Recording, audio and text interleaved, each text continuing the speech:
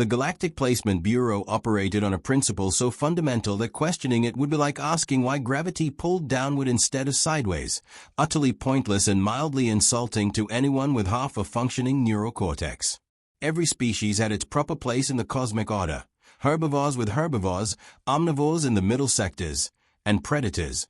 Well, predators stayed exactly where sensible beings could avoid them entirely, which made the current crisis all the more spectacular in its bureaucratic incompetence. Administrator Quillnex stared at the incident report with a kind of expression typically reserved for discovering one's pet had somehow achieved sentience and filed tax returns.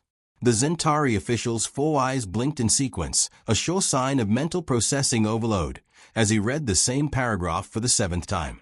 Somewhere in the labyrinthine corridors of subsection 847B, a junior clerk had managed to misfile 2 human children.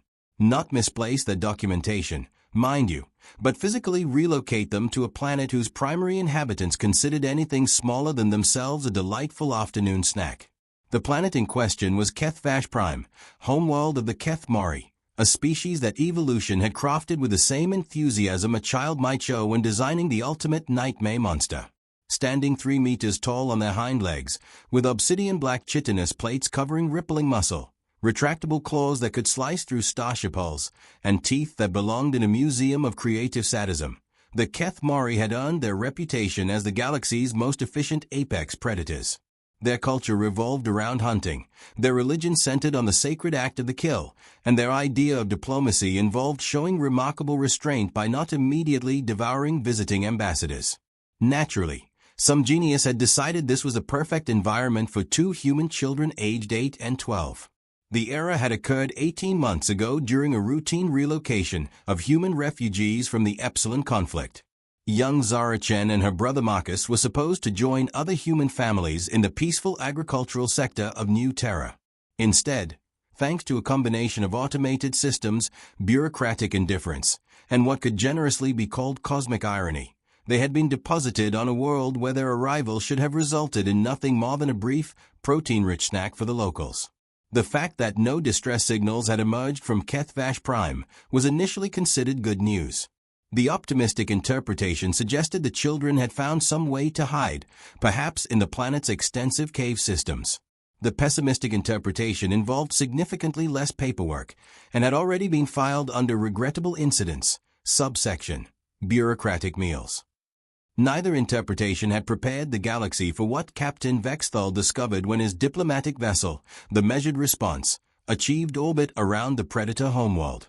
The Zentari captain was a being of considerable experience, having survived 14 first contact scenarios, 3 diplomatic wars, and 1 memorable incident involving a sentient gas cloud with strong opinions about taxation. His reputation for level-headed analysis under pressure had earned him this particular assignment, a careful reconnaissance to determine what remained of the human children before the inevitable cleanup operation began. Life sign analysis complete, Captain, reported Navigator Plixstar, her tendrils quivering with uncertainty. I'm detecting 2 human biosignatures on the surface. Both appear to be active. Vexthal paused in his examination of atmospheric readings. In his experience, active was typically a euphemism for currently being digested, but the navigator's tone suggested something more puzzling than tragic. Define active, he said, with the careful pronunciation of someone who suspected the universe was preparing another elaborate joke at his expense. Moving under their own power. Engaging in what appears to be recreational activities. The silence that followed was the kind that occurs when reality decides to take a brief vacation from making sense. Recreational activities. On a predator world. After 18 months. Either the Keth'mori had developed an unusually elaborate method of playing with their food, or something far more interesting was occurring on the surface below. Prepare a survey team, Vexthal ordered, already calculating the probability that his next report would be filed under incidents too absurd for standard classification. Full protective gear, emergency extraction protocols, and someone find me a xenobiologist who specializes in predator psychology. This is either going to be the shortest rescue mission in galactic history, or the most complicated. The shuttle descended through Keth'vash Prime's rust-colored atmosphere with all the enthusiasm of a tax audit. Captain Vexthal had equipped his team with enough firepower to discourage a small army, sufficient medical supplies to resurrect the recently departed, and a communications array capable of broadcasting their final words to 3 neighboring star systems. What he hadn't equipped them for was the sight that greeted them upon landing in the primary settlement. A human child was riding a Keth'mori. Not fleeing from one, not hiding behind fortifications, not even maintaining what any rational being would consider a safe distance. The girl, approximately 12 standard years, brown hair whipping behind her like a victory banner, was perched on the shoulders of a creature that could have bench-pressed a cargo shuttle, laughing with the kind of pure joy typically reserved for species that hadn't yet learned about mortality. The Keth'mori beneath her moved with the fluid grace of a predator in perfect control, its massive claws carefully positioned to provide handholds rather than puncture wounds. When it turned toward the landing shuttle, Vexthal caught sight of its face, an arrangement of features that should have inspired existential terror, but instead displayed what could only be described as fond amusement. "Captain," whispered Security Chief Mordak, his weapon trained on the approaching pair, "my threat assessment protocols are experiencing what I believe technical manuals would classify as a complete cognitive breakdown." The girl waved at them. She actually waved, as if greeting unexpected dinner guests rather than an armed rescue team. The Keth'mori slowed to a halt at what it apparently considered a polite conversational distance, close enough to demonstrate peaceful intentions, far enough to avoid triggering defensive responses. The calculation suggested a level of diplomatic awareness that Vexthal found profoundly unsettling. "You must be the rescue mission," the girl called out, her voice carrying the slightly exasperated tone of someone forced to state the obverse. "Zara Chen, and this is Sithka. We've been expecting you for about 3 months now. Uncle Sith was starting to think you'd forgotten about us entirely." Uncle Sith. The apex predator had been granted a familial designation. Vexthal felt his worldview beginning to develop stress fractures. "Miss Chen," he managed, his diplomatic training wrestling with basic survival instincts, "we're here to ensure your safety and return you to proper human custody. If you could carefully dismount from the individual, we can begin immediate extraction procedures." Sithka chose that moment to speak, his voice a bass rumble that seemed to emerge from somewhere deep in the planet's core. The translator struggled with the complex harmonics before rendering his words in standard Galactic. "The young ones are under our protection. You may speak with them freely, but we will not permit removal without their consent." The concept of a Keth'mori discussing consent was so fundamentally alien that Vexthal's training manual literally had no relevant protocols. Predator species didn't negotiate, they claimed, they conquered, they consumed. They certainly didn't engage in philosophical discussions about the autonomy rights of prey species. "Where's your brother?" Vexthal asked, trying to regain some semblance of procedural control. "Marcus is helping with the afternoon hunt," Zara replied, sliding down from Sithka's shoulders with practiced ease. "He should be back soon. He's gotten really good at tracking, better than some of the younger Keth'mori, according to pack leader Vashtar." Helping with the hunt. Vexthal added this to his growing list of impossible statements that apparently described reality on this particular world. A 8-year-old human boy was participating in apex predator hunting expeditions and earning professional recognition for his skills. The sound of approaching footsteps, or rather, the rhythmic impact of clawed feet against stone, announced the arrival of additional Keth'mori. 3 of them emerged from the settlement, moving in the synchronized formation typical of pack hunters. Between them walked a small human figure, carrying what appeared to be tracking equipment of distinctly non-human design. Marcus Chen had grown during his 18 months on Keth'vash Prime. Not just in height, though that was evident, but in the confident way he moved across terrain that should have been hostile to his species. His clothing was a hybrid of human practical wear and Keth'mori hunting gear, adapted with the kind of creative problem-solving that survival demanded. Most remarkably, he moved among the predators with the easy familiarity of pack membership, neither submissive nor artificially dominant, but integrated. "Did you find anything interesting?" Zara asked her brother as the hunting party approached. "Tracks from the new herd migration," Marcus replied, displaying a device covered in readings that meant nothing to Vexthal, but clearly conveyed significant information to his audience. "Uncle Crex thinks they'll pass through the Eastern Valley tomorrow. We might be able to observe the juveniles learning hunting behavior. Uncle Krex. Another predator had been granted familial status. Vexthal began to suspect that his final report would require an entirely new classification system. Captain, Security Chief Mordak murmured, the boy is carrying Keth'mori hunting technology.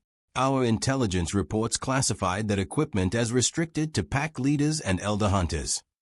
I noticed, Vexthal replied, watching as one of the accompanying Keth'mori, presumably the aforementioned Uncle Krex, ruffled Marcus's hair with a careful claw that could have separated the child's head from his shoulders. I'm beginning to suspect our intelligence reports may have overlooked certain nuances of Keth'mori's social structure. Sithkar had been observing the exchange with the patient attention of someone watching inevitable revelation unfold. When the captain's gaze returned to him, the predator's expression shifted to something that might charitably be called amusement. You came expecting to find prey, Sithkar observed, his rumbling voice carrying undertones that the translator rendered as mild irony. Instead you find pack members. This troubles your understanding of proper order. The statement was so accurate that Vexthal wondered if Keth'mori had developed telepathic capabilities along with everything else that made no sense about this situation. Our records indicate that Keth'mori considers smaller species as food sources, Vexthal said carefully, trying to phrase potential offense in diplomatic terms. Your records are incomplete, Sithkar replied. We hunt what we must to survive. We protect what we choose to value. The young humans arrived as potential prey. They became pack members through their actions and our choice. These are not contradictory concepts. The philosophy was simultaneously simple and revolutionary. Predator species weren't mindless eating machines driven by instinct. They were capable of forming bonds that transcended basic survival imperatives. The implications for galactic social theory were staggering, assuming anyone would believe the report when Vexthal filed it. How exactly did prey become pack members? He asked, genuinely curious despite his professional requirements to extract the children and file the appropriate paperwork. Zara and Marcus exchanged glances, the kind of wordless communication that developed between siblings who had survived extraordinary circumstances together. We didn't act like prey, Zara said simply. When we realized where we were, Marcus wanted to hide in the caves until someone came for us. But I figured if we were going to die, we might as well try to live first. The first few days were complicated, Marcus added with the understatement that children used to describe experiences that would traumatize trained soldiers. We stayed near the landing pad, trying to signal for help. But we ran out of emergency rations pretty quickly, and the local vegetation wasn't safe for humans. Sithkar's expression shifted to something resembling paternal pride. They attempted to construct hunting snares using materials from their transport vessel. The design was inefficient, but demonstrated creative problem-solving. We observed from a distance, initially curious about their survival strategies. When the snares failed, Zara tried to approach one of the smaller Keth'mori directly, Marcus continued. Not to fight or run, just to communicate. The image of a 12-year-old human child walking up to an apex predator with diplomatic intentions struck Vexthal as either the most courageous or most suicidal act in recorded history. Possibly both. What happened? He asked, despite knowing that the children's continued existence had already answered the question. I told them we were lost and hungry, Zara said with the straightforward honesty of someone who had never learned that honesty was supposed to be complicated. I explained that we didn't know how to hunt on their world, but we were willing to learn if they teach us. Sithkar's rumbling translated as something approaching laughter. No prey species had ever requested hunting lessons from Keth'mori. The concept was so unprecedented that it became a matter for pack leadership discussion. They debated whether to eat us or adopt us, Marcus added cheerfully, apparently unbothered by how close that decision had been. The debate lasted 3 days, Sithkar explained. During this time, the young humans remained in sight, but made no attempt to flee. They shared their remaining supplies with injured scavengers, demonstrated care for weaker creatures, and showed no fear of our presence. These behaviors indicated pack-bonding instincts rather than typical prey responses. The revelation that human children had accidentally triggered Keth'mori adoption protocols through natural compassion was either beautiful or terrifying, depending on one's perspective. Vexthal suspected history would classify it as both. So you chose adoption, he observed. We chose integration, Sithka corrected. They retained their human nature while learning our ways.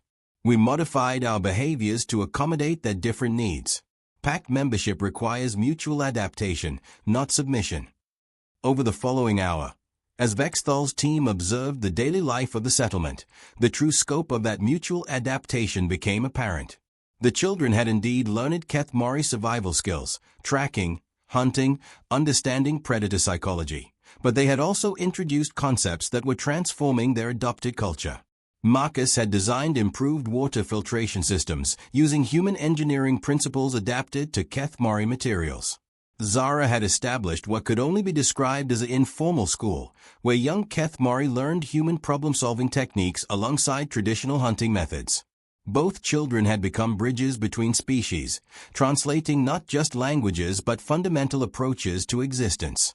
The Keth'mori, in turn, had modified their social structures to accommodate beings who were physically weaker but intellectually adaptable. They had developed new hunting formations that utilized human creativity and observational skills. They had created new philosophical frameworks for understanding strength that didn't rely purely on physical dominance. The Galactic community will find this difficult to accept, Vexthal told Sithka during a private conversation, while the children demonstrated their latest invention, a communication device that translated emotional subtext as well as literal meaning. The Galactic community classifies species by limitations rather than possibilities, Sithka replied. They assume that predator nature means only destruction. They assume that prey nature means only weakness. Both assumptions prevent growth. The philosophical implications were staggering, but Vexthal's immediate concern was more practical. His mission had been to extract 2 human children from a dangerous situation. Instead, he had discovered a successful interspecies integration that challenged fundamental assumptions about galactic social order. His superiors were expecting a simple rescue report, not a revolutionary document that would require rewriting xenosociology textbooks. "What do you want to do?" he asked the children when they returned from demonstrating their translation device to an audience of fascinated Keth'mori youngsters.